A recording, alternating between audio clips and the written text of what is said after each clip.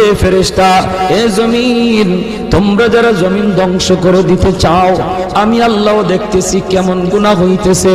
যেই মানুষে আমি আল্লাহ এত আদর করে বানাইলাম, আসমান আল্লাহ বানাইছেন কুন ফায়াকুন বইলা, ফেরেশতা আল্লাহ বানাইছেন কুন ফায়াকুন বইলা, জমিন আল্লাহ বানাইছেন কুন ফায়াকুন বইলা, কিন্তু আমারে আপনারে আল্লাহ পাক কুন ফায়াকুন বইলা বানায় নাই।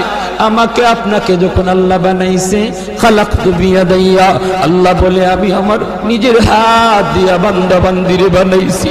কারণ এই চেহারার মধ্যে এত দামি কপাল, ওই কপাল দিয়া বান্দা আমার কুদরতি কদমে সাজদা দিবে। এই কপালটার এত দাম, এই কপাল কুন ফায়াকুন বললে হয় না, এই কপাল ফেরেশতাদের হাতে বানাইলেও হয় না, আমি আল্লাহ নিজের হাতে বানাইছি।